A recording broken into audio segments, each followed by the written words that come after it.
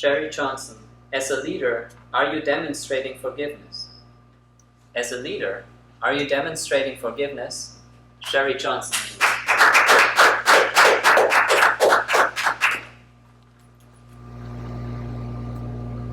Instead of performing a speech today, I'm going to be giving you a speech from the Leadership Excellence Series. The Leadership Excellence Series focuses on leadership skills that everyone can use and grow from, both inside and outside of Toastmasters. So for the last week, the one topic of conversation on everyone's lips in every newscast has been Hurricane Dorian. It's been impossible to ignore. But we also have to remember that when these storms come, some people take advantage of it so they can strike those who are least expecting. I want you to imagine you're in a neighborhood. The entire neighborhood is boarded up. It's completely desolate. Would you use this time to break into a house? What about a convenience store or a drugstore down on the corner? Would you use this time to loot and get supplies? Would you set up a charity for your own personal gain? Some do that during these hurricanes. What about at work? Let's say your department is at risk and they just need you to fudge a few forecasting numbers just so that it ends on time. A market needs to have a few surveys deleted just so you can make whole. Everything's fine. Or maybe you need to push a product through UAT, and to do so, you just need to lower the bug ratio. So you just need to lower and ignore a few of the bugs. What would you do? How many of you guys would do any of these acts? None of you? You would, maybe? But why? Did you learn from someone? Did you learn from someone that this was wrong? No? No one taught you? Did your parent teach you or your leader? Did anyone teach you? Right? So we weren't doing any of these acts that people would be considering wrong because we were guided down a certain path. We would guide it with values. And when we think about our leaders, they're just as like our parents. So our parents brought us, and not only did they feed us and we grew up, but they taught us different skills, they showed us different skills, and we evolved into the person we are based off of what was taught to us by our parents to make us a better person. And our leaders stand in that same capacity where they say, here are the 4 values of our organization, and we want you to show this path. Well, what if your leader was different? What if your leader said, core values, who cares? You know what? We're not going to give you bonuses this year, so take a few extra hours off. You like that, E-Pen? Take it. All bounces out at the end. Right? Well, if you had that kind of leader, would you feel okay with fudging the numbers? Because they don't really care anyway. That leader is your guide, and that leader will tell you where your organization is going. That leader relies on values. But what are values? Question, so what are values? Anybody have an answer? Yes? Your morals, your ethics. Morals, ethics? Anyone else? What do they mean to you? Yes? A compass, essentially, of different attributes that guide your actions, like a moral compass or something. Okay. All right, anything else? Well, the definition of values means they are a set of beliefs and ideas that affect the way people make decisions and conduct themselves. Once they have an idea of what these values are, then that creates, let's say, a line in the sand. So, let's think about our first example. So what if we're in the middle of a storm and you have a family member that's dying and they need medicine and all the stores are closed and Walgreens has that medicine, and if you break in, you can save your sister, your mother, your child from dying. Would you do it then? What if you're being chased down the street? You're being attacked. And, okay, if I break into that house, I can hide. They won't find me. Would you do it then? What if your department, you say, okay, you know what? We are launching a brand new order entry system. And if we have just 5 less errors, then we can launch this thing. And if we don't, then it's going to have layoffs and we're going to lose millions of dollars. Would you ignore a few errors then? So I'm not telling you to be deceitful, but it's interesting how your values can change when you change your perspective of the situation. So one thing to do so that I would suggest is to create a line in the sand. If this was my line,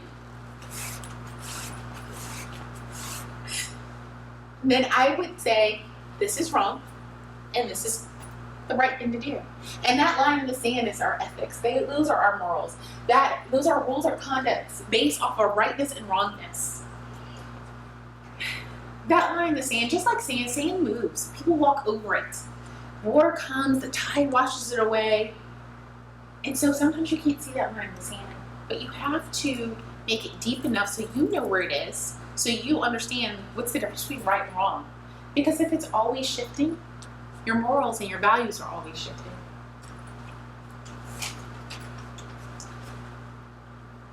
But what else do values mean? So values are what individuals find worthy of their time and attention.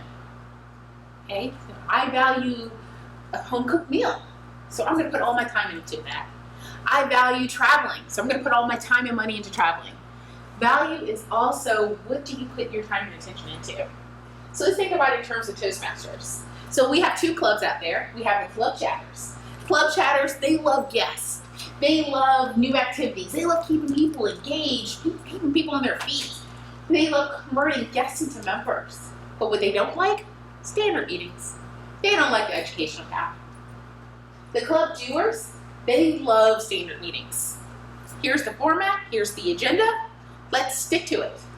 They love the educational program. They love club contests. They love progressing and advancing and knowing, I've checked this off. But what they don't like is meeting variety. Plain Jane. They don't even like incorporating new people because then that throws off the dynamics. So which of these clubs is the most successful? Club Chatters or Club Doers? Any votes? Club Chatters? It depends. It depends. I'm going with the analysts. I'm going with the analysts. It depends, right? And so when you think about these two clubs, if you are looking at it from the president's perspective, they feel like their club is successful because they are working that club to the best way to how the club members feel. In the end, when you look at Club Chatters, that club is growing quickly, but the members aren't growing. If you look at Club Doers, they have a low attrition because no one ever leaves, and they're progressing through the leadership path, but there's very low engagement. So once again, which one's most successful? It depends. You can't really tell. But what if that line in the sand, not really sure, was it over here? It's over there? I'm not sure. Maybe they can't find that line in the sand, right? So Club Chatters has decided we gotta be a distinguished club, guys. We gotta do it. We gotta meet these goals. You know what? People are coming up anyway. They're doing table topics. They're talking about this and that. The VPE says, I'm just gonna mark them down for this or that. It's the same thing. When they do this, it equals that. They just don't necessarily know that they're completing this path, but it's the same thing. Club Doer says, you know what? We have all these people on our roster. You know, Stephanie Boss, she left the company, but we'll just keep paying her dues. That way it looks like we have more people. We're happy with how we are. Why do we need to, just because Toastmasters says we have to add people, why do we have to do that? So, are they still successful? Have they lost focus of that line in the sand? They're doing still what they want to keep that club successful.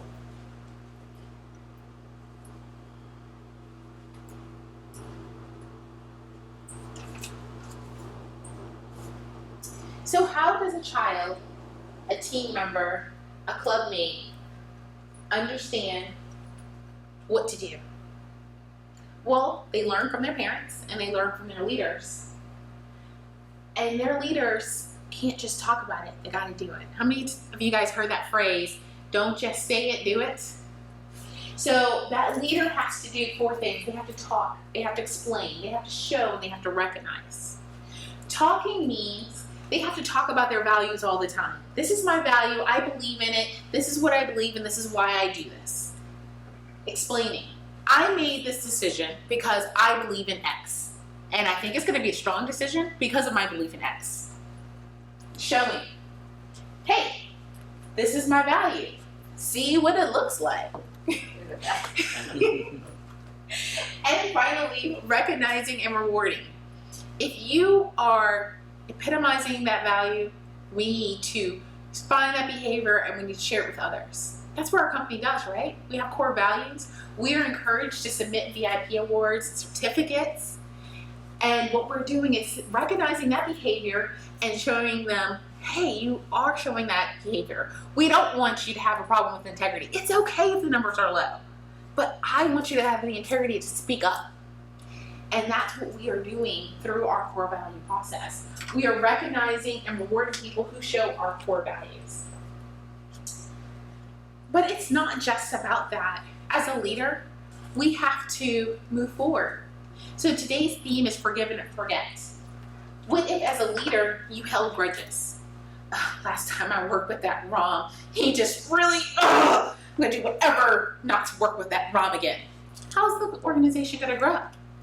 If we're holding grudges from one side of the aisle to the other, a leader has to forgive and forget so that we can work forward. And they do so by doing one of four things: uncover, decide, work, and discover. When you uncover, you have to be honest about yourself and your anger. How much did that really hurt you? Let's say a teammate stole your ideas and they are continuing to share them as their own. How much is it really hurting you? Decide. You have to make that conscious decision to forgive. You can't say, whatever, it doesn't matter, I don't care, I'm going to move on. Because it's still there. You're not moving on. It's right there. That anger is right there. Work. This one is the tough one because you have to empathize with the person. Why do they do it? What's their story?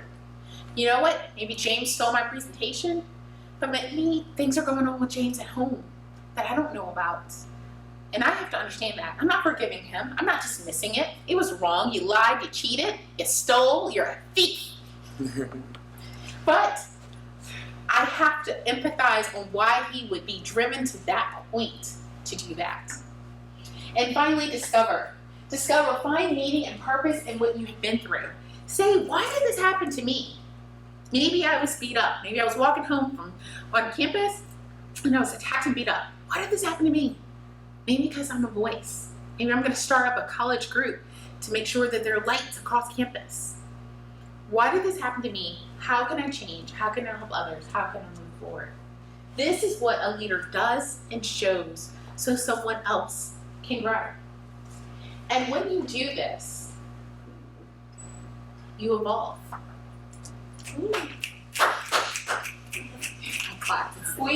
You evolve and you become a different leader. A leader that someone can emulate, that someone can grow from, that someone can be. So my advice to you is to find that line.